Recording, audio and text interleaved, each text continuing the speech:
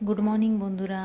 দেখো আজকে তো বুধবারে যা সমস্ত কাজকর্ম যেরকম করি, ঠাকুর ফাকুর নামিয়ে পরিষ্কার পরিচ্ছন্ন করে চান পুজো হয়ে গেছে, মানে চান করে এগুলো করে পুজো হয়ে গেছে।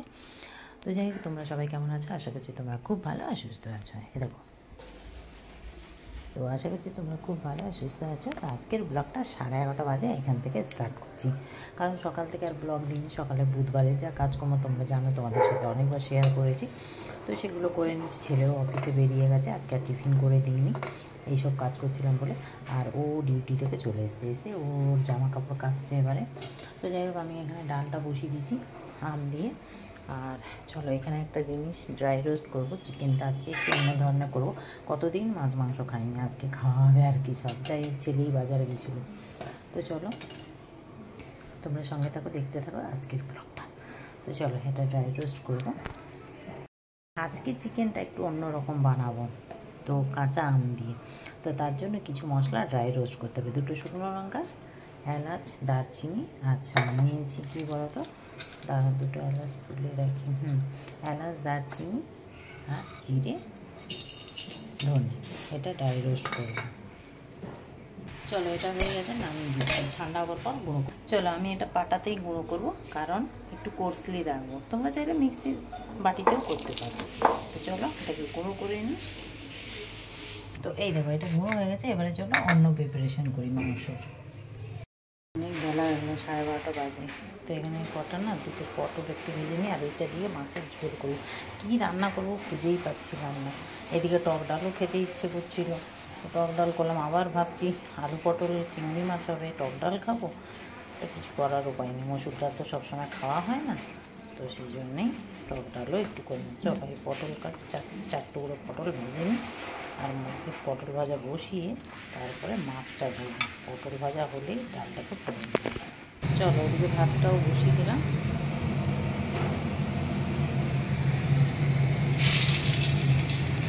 অল্পই তেল দিলাম, ডালটা আবার ফোড়ন দিতে হবে তো। চলো, পটল ভাজা হয়ে গেছে, তুলে রাখলাম। চলো, টক ডাল তো সরষে শুকনো লঙ্কা দিয়ে দিলাম, ডালে এটা দিয়ে দেবো। চলো, ফোড়নটা দিয়ে দিলাম, ডালটা পরে ফুটাবো, আর ফুটিয়ে সময় নষ্ট করবো না। চলো, মাছটাকে ভেজে নেবো। নুন হলুদ মাখিয়ে নিয়েছি, ছাড়িয়ে ভেজে নেব। বড়ো বড়ো মাছ এনেছে, ছেলে এনেছে তো।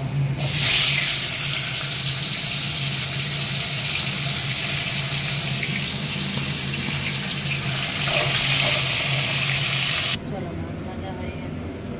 একটা মাছ ভেজে দিয়েছি, লাল ভাজা খাবো। এবারে দিয়ে দিচ্ছি, চলো, তেলের মধ্যে কালো জিরে ফোড়ন। এই ঝোলটাই বেশ ভালো লাগে খেতে। তো বেগুনটা পরে দেবো, সজনে ডাঁটা, আলু। সজনে ডাঁটাগুলো নষ্ট হয়ে যাচ্ছিলো, কবে সে বাজার হয়েছে, আর ছেলেদের জন্য খাওয়া হয় না, সবজিতে খেতে চায় না। আজকে তো করে দিয়ে দেয়, আবার কাল বৃহস্পতিবার।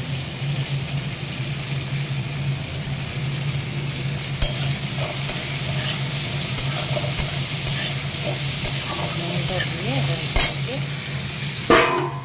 চলো, একটু ভাজা ভাজা হয়ে গেছে। এখানে দিয়ে দিচ্ছি টমেটো, জিরে গুঁড়ো, হলুদ গুঁড়ো, লঙ্কার গুঁড়ো দিয়ে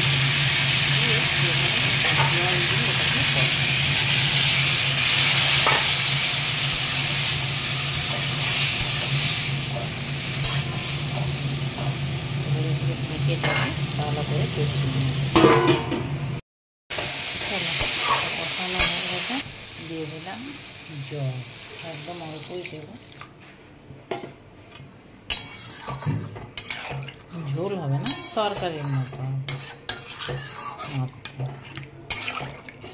ব্যাস, এবারে দিয়ে দেবো ভেজে রাখা মাছ আর কাঁচা লঙ্কা। চলো, এবারে এটা হোক। চলো, এবারে ঢেকে দিলাম, এটা হোক।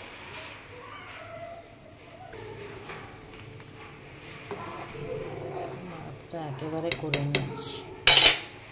চলো, মাছের ঝোলটা হয়ে গেছে, নামিয়ে দেবো। একদম তেলও কম দিয়েছি। ভাতটা হয়ে গেছে, নামাও। চলো হয়ে গেছে, এবার চিংড়ি মাছটা বসাবো। চলো তেল দিয়ে দিচ্ছি, এবার নুন হলুদ মাখানো এই দেখো যে ডালটা ফোড়ন দিয়ে রেখেছিলাম ওটাকে ফুটিয়ে নিচ্ছি, ভাতটা নামিয়ে নিচ্ছি, মাংসটা আবার হবে। এই চিংড়ি মাছগুলোকে ভিজিয়ে তুলে রাখলাম হালকা, ওগুলোকে দিয়ে নিচ্ছি।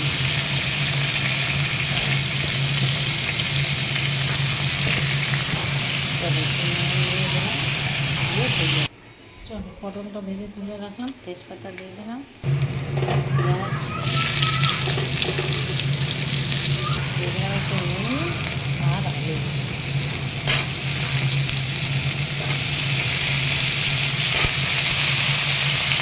চলো আলু আর পেঁয়াজটা একসাথে ভেজে করে ভালো করে লাল করে মশলা ভাজা হয়ে গেছে। দিয়ে দিচ্ছি একটা টমেটো, আদা রসুন দিয়ে একটুখানি জল দিয়ে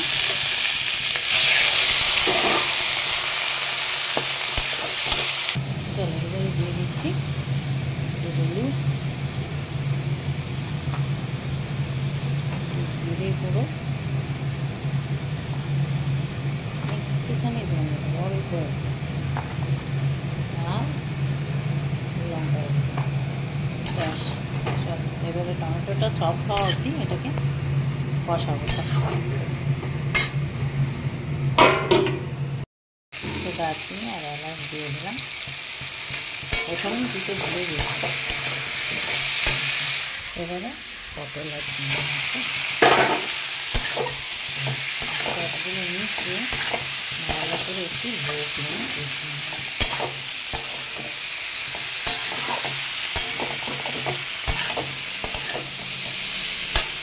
চলো এবারে দিয়ে দিলাম দুটো কাঁচা লঙ্কা আর জল।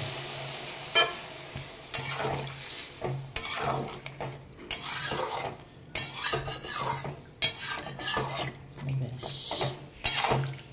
আমি একদম সিম্পলভাবে করছি আমার মতো করে, অনেকে অনেক রকম করে, আমি একদম অল্প অল্প মশলা দিয়ে আজকে আলু পটলটা করছি। তো ব্যাস হয়ে গেল। এবারে এটা চাপা দিয়ে 5 থেকে 7 মিনিট রান্না করে নেবো। নামানোর আগে একটু গরম মশলা গুঁড়ো দিই। এইবারে দিয়ে দেবো অল্প একটু মিষ্টি আর গরম মশলার গুঁড়ো। চলো তরকারিটা হয়ে গেছে, নামিয়ে দিলাম। এবারে মাংসটা করবো।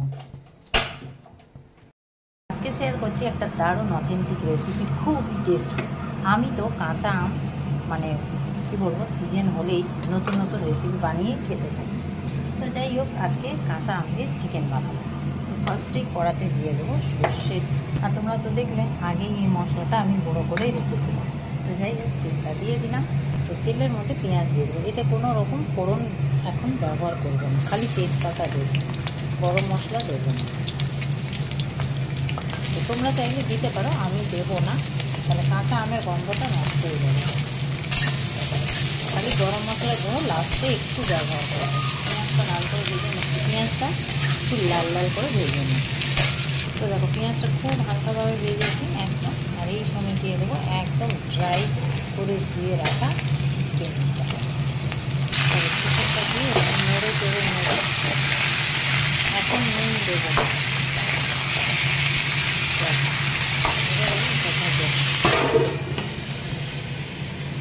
মিডিয়াম রেখে 2 থেকে 3 মিনিট ঢেকে দেবো, তার মাঝে চালিয়ে নিতে হবে।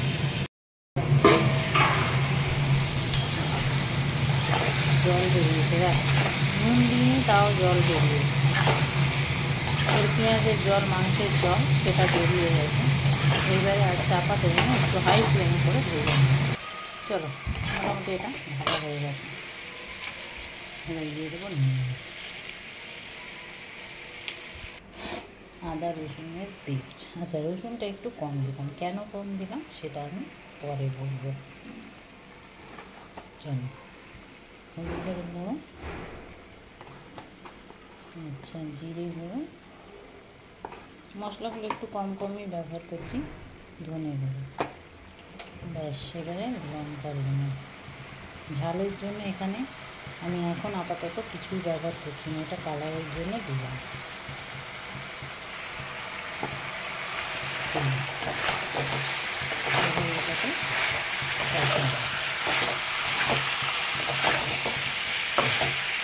এই সময় আলুগুলো দিয়ে দেবো।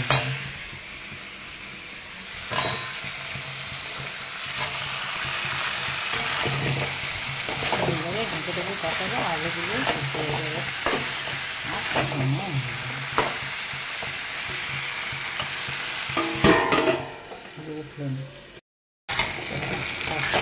কষানো হয়ে গেছে।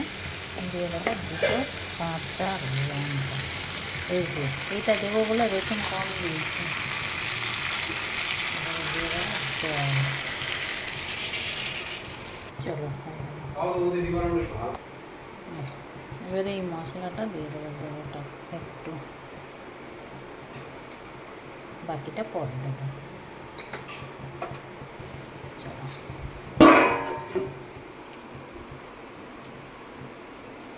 চলো জলটা দিয়ে ঢেকে দিলাম লো ফ্লেমে 5 থেকে 7 মিনিট।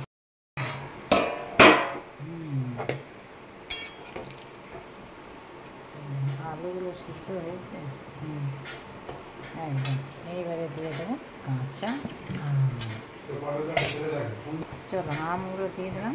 এইবারে দিয়ে দেবো একটু চিনি। চলো এবারে দিয়ে দিচ্ছি চিনি, গরম মশলা গুঁড়ো, এই ভাজা মশলাটা। চলো কাঁচা আমটা দিয়ে এইবারে আরও ঢেকে দেবো 2 থেকে 3 মিনিট লো ফ্লেমে। আমার রান্না কমপ্লিট। মাংসটা এই দেখো ব্যাস, এবারে নামিয়ে নেব এটা, তারপরে আমি সার্ভ করব।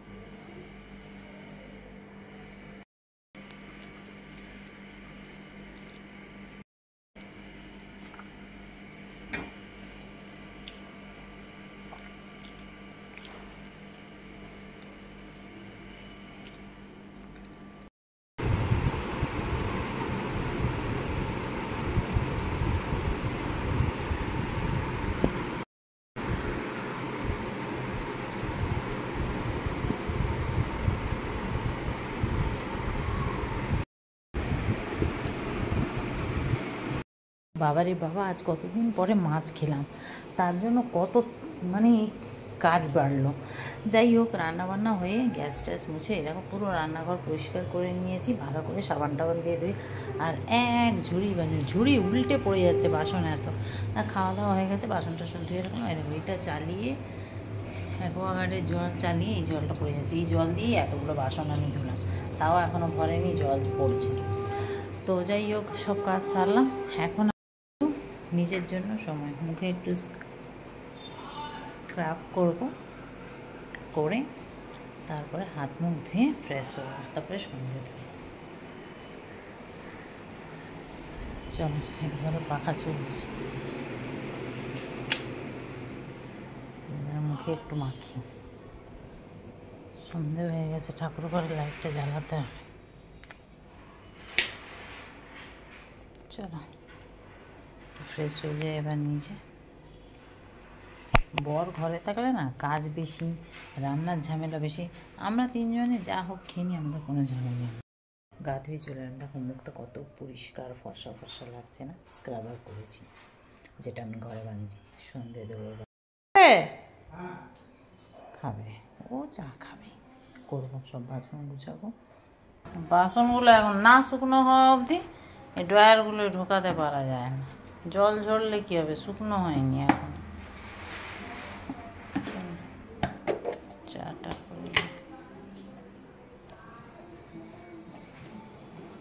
বৃষ্টি পড়লে ওই পোকা আসে।